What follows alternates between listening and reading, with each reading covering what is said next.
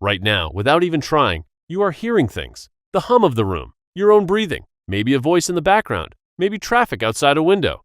Your ears are pulling in sound from every direction, 360 degrees, through walls, around corners, even while you sleep. You never turn them off. You never even think about them. Now imagine waking up tomorrow and all of it is gone. Just silence. Permanent, total silence. You would still survive. You would be fine. But 40,000 years ago, that silence would have killed you before the sun went down. Because in the ancient world, your ears were not a sense. They were a security system. And losing them meant losing the only warning you had before something with claws reached your throat. You needed sound to detect predators. You needed it to coordinate hunts. You needed it to communicate with your group. You needed it to hear a baby crying in the dark. You needed it to hear the river rising in a storm or the crack of ice under your feet. A deaf person in the Paleolithic had every reason to die young and leave no trace, and yet they did not. They survived, they lived into adulthood, they were buried with care, and the evidence they left behind tells one of the most quietly extraordinary stories in all of human evolution. Not a story about hearing, a story about what other people were willing to do for someone who could not hear. Let us start with what actually caused deafness in the ancient world, because it was not rare, it was shockingly common. The number one cause was infection. Otitis media, a middle ear infection, is one of the most ancient and persistent diseases in the human record. It happens when bacteria or fluid builds up behind the eardrum, creating pressure, pain, and, if untreated, permanent damage to the tiny bones that transmit sound to the inner ear. In modern societies, we treat it with antibiotics in a few days. In the ancient world, there were no antibiotics. There was no diagnosis. There was just pain that would not stop, fluid draining from the ear, and then, gradually or suddenly, the sound going away and never coming back. Anthropologists studying ancient skulls have found evidence of chronic ear infections across nearly every population and every time period. Thickened bone around the ear canal. Erosion of the mastoid process. Children were especially vulnerable. A child in a Paleolithic band who developed an ear infection at age 3 or 4, in a damp cave, in a cold winter, with no medicine and no way to drain the fluid, had a meaningful chance of losing partial or total hearing in one or both ears before they ever reached adulthood. And this was not unusual. This was just life. Then there was trauma. A blow to the head during a hunt. A fall from a rock face. A fight with another human. The temporal bone, the part of the skull that houses the inner ear, is surprisingly fragile. A hard impact to the side of the head can rupture the eardrum, dislocate the tiny ossicle bones, or damage the cochlea permanently. In a world where physical violence, dangerous hunts, and falls from elevation were routine, traumatic hearing loss would have been far more common than most people imagine. And then there is something genuinely fascinating, something that shows up in the bones of ancient humans who spent time in cold water. It is called exostosis. You might know it by its modern name, surfer's ear.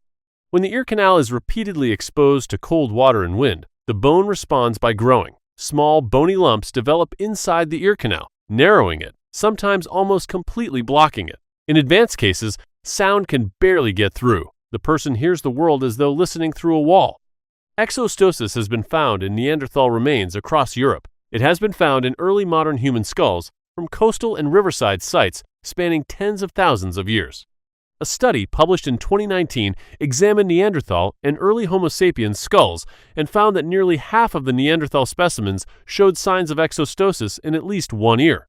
Half. Think about what that means. These were people who foraged in cold rivers, dove for shellfish in frigid coastal waters, waded through streams in winter to cross valleys. The cold water was slowly, invisibly narrowing their ear canals with every exposure, and over years, maybe decades, their hearing faded. They did not know why. They had no concept of what was happening inside their own skulls. They just knew the world was getting quieter, and there was nothing they could do about it. And then there was the most common cause of all, the one that came for almost everyone eventually, if they lived long enough. Age. Presbycusis, age-related hearing loss. The slow, irreversible fading of the hair cells inside the cochlea that convert sound waves into electrical signals your brain can understand. These cells do not regenerate. Once they are damaged or dead, they are gone. In the modern world, roughly a third of adults over 65 have disabling hearing loss. By 80, the number climbs past 50%. Now, most ancient humans did not live to 80, but they did not all die at 30 either. That is a myth. The average lifespan in the Paleolithic was low because of extremely high infant and child mortality. If you made it past childhood, living into your 50s or 60s was entirely possible, and anthropologists have found plenty of ancient skeletons showing signs of advanced age, worn teeth, arthritic joints, healed fractures from decades of hard living. These elders were the most valuable people in the group. They carried decades of accumulated knowledge. They remembered droughts that last happened 20 years ago. They knew which valley flooded in certain seasons. They could identify plants that younger members had never encountered. They had seen predator behavior patterns play out across a lifetime. In a world with no writing, an elder's memory was the closest thing to a library that existed, and many of those elders were almost certainly going deaf. The tragedy of age-related hearing loss is that it typically takes the high frequencies first, consonants, the sounds that distinguish one word from another. A person with early presbycusis can still hear voices. They just cannot make out what the voices are saying. The world becomes a muffle. Words blur together. Conversation becomes exhausting, frustrating, and eventually not worth the effort. In the modern world, people with age-related hearing loss often withdraw from social life. They stop attending gatherings. They stop participating in group conversations. They isolate. In an ancient band of 30 people, isolation was not an option. You lived together. You ate together. You slept within arm's reach. There was nowhere to withdraw to. And crucially, nobody wanted you to withdraw because your knowledge was too important to lose. So the group adapted. They faced the elder when they spoke. They spoke more clearly, more slowly, with more gesture. They repeated things without frustration. They compensated for the elder's fading ears with a kind of patient, persistent inclusion that required no technology at all, just attention.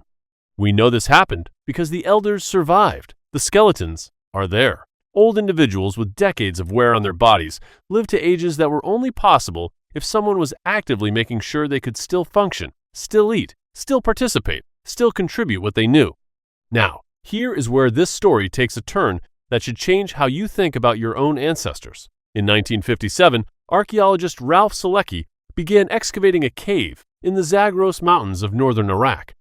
The cave was called Shanidar, and inside it, he found the remains of 10 Neanderthals dating back roughly 60,000 to 80,000 years. One of them changed everything.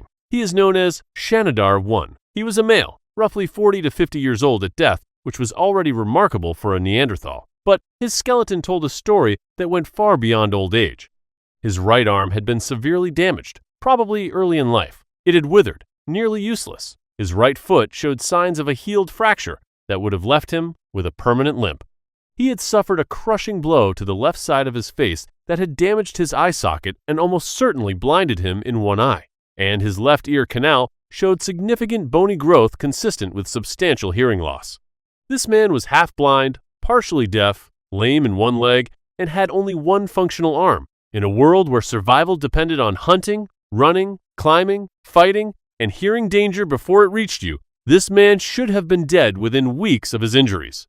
He lived for decades. He lived for decades because someone took care of him, someone fed him, someone guided him, someone watched for the dangers he could not see or hear.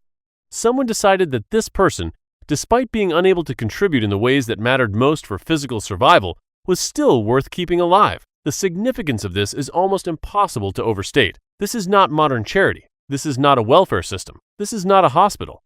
This is a small band of Neanderthals living on the ragged edge of survival in an Ice Age environment, choosing to spend precious calories and precious time keeping alive a member who could not hunt, could not fight, and could not fully perceive the world around him. That is not instinct. That is something deeper. That is something that looks, from 60,000 years away, a lot like love. And Shanidar I is not alone. At the site of Dmanisi, in the Republic of Georgia, archaeologists found a skull dating back roughly 1.77 million years. It belonged to an elderly individual, probably male, who had lost all of his teeth long before death. The jawbone had completely resorbed, meaning the teeth had been gone for years. This person could not chew. In a world before cooking was widespread, that should have meant starvation. Someone was processing food for this individual, softening it, mashing it, pre-chewing it, something, for years. At Cima de los Huesos in Spain, a site dating to roughly 430,000 years ago, researchers found the remains of an adolescent with a condition called craniosynostosis, a premature fusing of the skull bones that would have caused visible deformity and likely cognitive impairment. The child lived to at least age 12. In a society that moved constantly and could not afford to carry dead weight, this child was carried, fed, and protected for over a decade. The pattern is consistent. across hundreds of thousands of years, across different species of human, across different continents and climates. The archaeological record shows the same thing again and again. People who should not have survived, survived, not because they healed themselves, because someone else refused to let them die.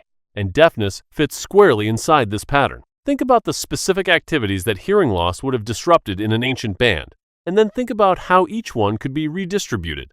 Night watch. Someone had to sit by the fire and listen for predators in the dark. A deaf person could not do this with their ears, but they could watch. In firelight, a person scanning the perimeter with sharp eyes could spot reflected eyeshine from a predator's tapetum lucidum at 100 meters. Different tool, same job. Hunting. Coordinated hunts relied on calls, whistles, signals shouted across distance. A deaf hunter could not hear the signal to move, but they could watch for a raised arm, a thrown stone, a gesture visible from across a clearing. Hunting groups that included a deaf member would have adapted their signaling without thinking much about it, because the alternative was leaving behind someone who knew the land, knew the animals, and had decades of experience reading tracks and terrain. Gathering. This was where hearing loss mattered least. Digging tubers, collecting seeds, processing plants, none of these required ears. A deaf woman gathering alongside her sisters and daughters could work as effectively as anyone. And in most hunter-gatherer societies, gathering provided the majority of daily calories, not hunting. The work that kept people alive day to day was the work that deafness barely touched. Child rearing. This is the one that sounds impossible. How do you care for an infant you cannot hear crying? But in a cooperative breeding species, you were never alone with the child. A deaf mother had sisters, a mother, aunts, older children, a partner. The baby was held by dozens of people. If the baby cried and the mother did not respond, someone else did, instantly, without discussion. Because that is how the system had always worked, not as an accommodation for deafness, but as the default architecture of human child rearing for hundreds of thousands of years. The accommodations for deafness in an ancient band were not special arrangements. They were amplifications of things the group was already doing, watching for each other, communicating with gesture. Sharing the work, carrying the people who could not carry themselves. Deafness did not require a new system. It required the existing system to do slightly more of what it was already designed to do. A person who lost their hearing in an ancient band did not stop being a person. They still had hands. They still had knowledge. They still had relationships built over decades of shared life. A deaf elder who had spent 40 years learning which plants were edible, which trails were safe, which flint made the best tools, carried irreplaceable knowledge inside a mind that still worked perfectly. The ears had failed. The brain had not. And here is something that most people have never considered. Humans did not need spoken language to communicate. Not entirely. Gesture was always part of the system. Modern linguistics research has shown that gesture is not a supplement to language. It is woven into it at the deepest level. When you talk, your hands move. When your hands are restrained, your speech actually becomes less fluent. Brain imaging studies show that the same neural regions activate whether you are processing spoken language or sign language. The architecture for both is identical. This means that the capacity for gestural communication is not a modern invention bolted onto spoken language after the fact. It is part of the same system. It evolved together, and it has almost certainly been present in some form for as long as humans have had language at all, possibly hundreds of thousands of years. So a person who lost their hearing in an ancient band was not cut off from communication entirely. They could still gesture, they could still point, they could still use facial expressions, body language, pantomime, and whatever shared gestural vocabulary their group had developed over a lifetime of living together. Was it the same as full spoken language? No. Was it enough to maintain a social bond, to share critical information, to participate in the life of the group? Almost certainly yes. Because these were people who had known each other since birth, people who had hunted together, slept beside each other, grieved together, laughed together for decades. A lifetime of shared context makes communication possible even when the channel narrows dramatically. You have experienced this yourself. Think about someone you have known for 20 years. You can communicate volumes with a look, a gesture, a raised eyebrow, a tilt of the head. Now, imagine doing that every day for your entire life with a group of 30 people in a world where your survival depends on understanding each other. The communicative intimacy of an ancient band was orders of magnitude deeper than anything most modern humans ever experience. A deaf person inside that kind of intimacy was not isolated. They were understood, differently, imperfectly, but understood. And the body itself offered alternatives that most hearing people never think about. Sound is vibration. When you lose the ability to detect vibration through your ears, you do not lose the ability to detect vibration entirely. You feel it. Through your feet, through your hands, through your chest. A herd of animals running across the ground produces vibrations that travel through the earth faster than the sound travels through the air.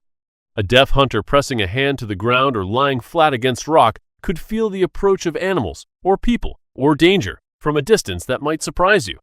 Indigenous Australian trackers have described this technique. So have modern deaf individuals who navigate environments using vibration and visual cues that hearing people completely overlook. The flicker of birds startled from a tree line, the sudden stillness of insects, the way grass moves when something heavy passes through it, the visible breath of a large animal on a cold morning. A deaf person in the ancient world would have developed these compensatory skills to a degree that most modern humans cannot imagine. Not because deaf people are superhuman, because their brain, freed from processing sound, redirected that neural real estate toward processing everything else: visual attention, peripheral awareness, vibration sensitivity, pattern recognition. The brain does not waste capacity. When one input channel closes, others expand. And in a Paleolithic environment, where every sense was already operating at maximum intensity just to stay alive, a person whose visual and tactile awareness had been sharpened by the loss of hearing may have contributed things to the group that hearing members could not. A different kind of vigilance, a different kind of attention, a different way of reading the world that complemented what everyone else was already doing. And there is one more dimension to this that deserves attention. The role of sound in ancient life was not only about survival, it was about belonging, storytelling around the fire, singing, laughter, the rhythmic chanting that accompanied rituals and dances, the lullabies sung to infants, the voices of the people you loved. Losing that would have been devastating in ways the bones cannot show us. The skeleton of Shanidar I tells us he survived. It does not tell us what it felt like to sit beside a fire while everyone around him told stories he could no longer hear. It does not tell us whether someone sat closer to him on those nights and touched his arm when the group laughed so he would know something good had happened. It does not tell us whether he mourned the sounds he had lost, or whether he had lost them so gradually that the silence crept in without a clear before and after. But it tells us he was there, at the fire, with the group, for decades, and that tells us everything we need to know about the people who kept him there. Here is the part that should sit with you. In the modern world, hearing loss affects roughly 430 million people globally. We have hearing aids, cochlear implants, sign language interpreters, closed captions, text messages, video calls. We have an entire infrastructure designed to make it possible for deaf and hard of hearing people to participate fully in society. And yet, loneliness and social isolation among deaf and hard of hearing people remains one of the most persistent and well-documented quality of life challenges in modern medicine. People report feeling cut off, excluded, invisible in group conversations, unable to participate in the casual ambient social life that hearing people take for granted.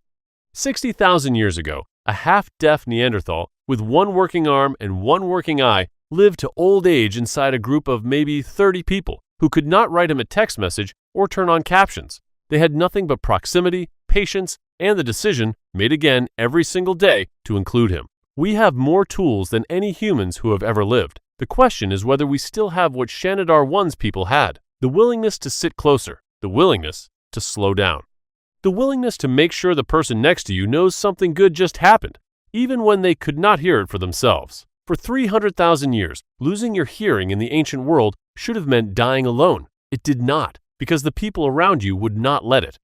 That might be the most human thing your ancestors ever did, not the fire, not the spears, not the language.